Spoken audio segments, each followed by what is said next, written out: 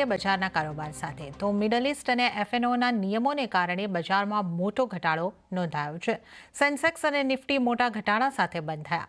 Nifty bank પણ 2% વધારે ઘટીને બંધ થયો. મિડ કેપ અને સ્મોલ કેપ પણ 2% જેટલા ઘટીને બંધ થયા. બીએસસીના તમામ સેક્ટર ઇન્ડેક્સ લાલ નિશાનમાં બંધ થયા. બજારના કારોબારની વિગત લઈએ સહયોગી નીરજ કંસારા પાસેથી. નીરજ, બજારમાં આજે ક્યાંથી સેન્ટિમેન્ટ બગડતા દેખાયા? નવરાત્રિનો પહેલો દિવસ અને વીકલી એક્સપાયરી તે છતાં પણ આજે બજારમાં આપણને એક બહુ મોટો કડાકો ખાસ કરીને જોવા મળ્યો છે. જુઓ, આજના દિવસે બજારની અંદર તમને જે ઘટાડો આવતો જોવા મળ્યો છે એમાં નિફ્ટી તમને ઓલમોસ્ટ 550 પોઈન્ટ જેટલું ઘટતું દેખાયું છે. 25,250 પર આજે નિફ્ટી આપણને ક્લોઝ થતું જોવા મળ્યું છે. બીજી તરફ તમને સેન્સેક્સની અંદર પણ લગભગ 1800 પોઈન્ટનો ઘટાડો આવ્યો. મિડકેપ 2.2% જેટલું ઘટ્યું અને નિફ્ટી બેંકની અંદર પણ એક ઘટાડા તરફી કારોબાર આજે ખાસ તમને જોવા મળ્યો છે. ખાસ કરીને આજે જે આ ઘટાડો આવ્યો છે એના ઘણા બધા કારણો પણ છે. એટલે ઘટાડાના કારણો શું છે એના પર નજર કરી લઈએ તો સૌથી પહેલાં જુઓ, જે ઈરાન અને ઇઝરાયલ વચ્ચેનો જે તણાવ આપણને વધતો દેખાયો છે એને કારણે બજારની અંદર આપણને એક ઘટાડો આવતો જોવા મળ્યો છે.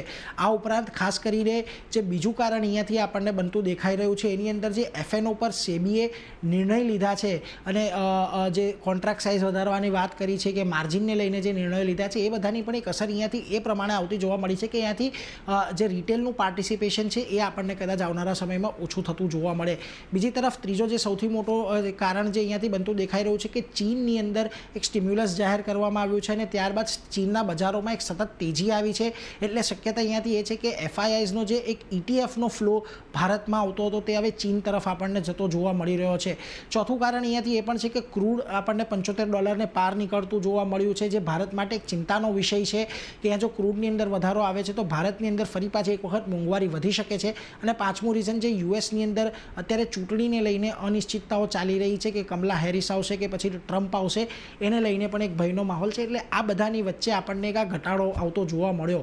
પરંતુ આજના ઘટાડાની અંદર જે સેક્ટર તમને સૌથી વધારે ઘટાડા તરફી કારોબાર કરતા દેખાયા એમાં રિયલ્ટી સેક્ટર ખાસું એવું આજે ઘટ્યું છે. આજના દિવસે રિયલ્ટીની અંદર તમને જુઓ લગભગ 4.5% ઘટાડો આવ્યો છે. આ ઉપરાંત તમને auto, infra, oil and gas sector પણ એવા રહ્યા કે જ્યાં આગળ આજે તમને વધારે મોટો ઘટાડો આવતો દેખાયો. અને ખાસ કરીને ઓઇલ એન્ડ ગેસની અંદર જે ઘટાડો આવ્યો છે તે ક્રૂડને લીધે જ આપણને આવતો જોવા મળ્યો છે. જે કાઉન્ટર્સ આજે તમને નિફ્ટીના ફ્રન્ટ પરથી ઘટતા દેખાયા એની અંદર તમને બીપીસીએલનું કાઉન્ટર આજે સૌથી મોટું લૂઝર રહ્યું. 5.25% ઘટાડો આવ્યો. આ ઉપરાંત તમને Shriram finance, axis bank, L&T જેવા સ્ટોક્સની અંદર ઘટાડો આવ્યો છે. પરંતુ ખાસ ધ્યાન એ રાખજો કે આજે તમામ દિગ્ગજ stock, Reliance, HDFC bank, L&T, Kotak Mahindra bank, ICICI bank, આ બધાની અંદર એક ઘટાડો આવ્યો છે. એટલે આ જ બધા ઘટાડાને કારણે આપણને નિફ્ટી આજે એક મોટો ઘટતો જોવા મળ્યો છે. જો કે એકમાત્ર સ્ટોક જેએસડબલ્યુ સ્ટીલ આજે પોઝિટિવ હતો, પરંતુ એ સમય એ છોડીને તમામ સ્ટોક આજે લાલ નિશાનની અંદર નિફ્ટીમાં બંધ થયા છે. મિડકેપની અંદર આપણને જે આજે સૌથી વધારે ઘટાડો આવતો જોવા મળ્યો એમાં એચપીસીએલનું કાઉન્ટર હતું. લગભગ 6.25% ઘટાડો ત્યાં આવતો દેખાયો. આ ઉપરાંત તમને જીએમઆર એરપોર્ટ, ગોદરેજ પ્રોપર્ટી, ક્યુમિન્સ ઇન્ડિયાના કાઉન્ટર હતા કે જ્યાં આગળ ઘટાડો આવતો દેખાયો. જો કે આજે તમને મિડકેપની અંદર સ્ટોક સ્પેસિફિક એક્શન દેખાય છે અને ઘણા સ્ટોક્સની અંદર આજે ત્યાં આગળ તેજી પણ આપણને જોવા મળી હતી. જેમાં જો પેટ્રોનેટ એલએનજી લગભગ 6% જેટલો વધ્યો છે. આ ઉપરાંત બીએસસી લિમિટેડમાં જેવી આપણને અપેક્ષા હતી એવો ઘટાડો નથી આવ્યો અને ઉલટો 2.5% એક ઉછાળો જોવા મળ્યો છે. અને આ ઉપરાંત તમને ઓર્બિંદો ફાર્મા, હિન્ઝિંગ જેવા કાઉન્ટર હતા કે જ્યાં આગળ પોઝિટિવિટી જોવા મળી. ઓવરઓલ આજની એક્સપાયરી ઘણી નબળી રહી છે અને છેલ્લા 4 દિવસમાં, એટલે કે ગયા ગુરુવારે જ્યારે આપણે 26,000ના નવા હાઈ બનાવ્યા હતા ત્યારબાદ સુધીમાં અત્યારના 4 ટ્રેડિંગ સેશનમાં નિફ્ટી 1,000 પોઈન્ટ જેટલું આપણને ઘટતું દેખાયું છે. અને હજી પણ અહીંયાથી અપેક્ષા છે કે આપણને કદાચ 25,000 સુધીના એક લેવલ જોવા મળે, એટલે એના પર એક ખાસ ફોકસ રાખતા રહીશું. પરંતુ ઓવરઓલ આજનું બજાર એક નબળું રહ્યું છે અને આવતીકાલે પણ અહીંયાથી થોડીક નરમાશ સાથે શરૂઆત થાય એવી જ એક અપેક્ષા બનતી દેખાઈ રહી છે.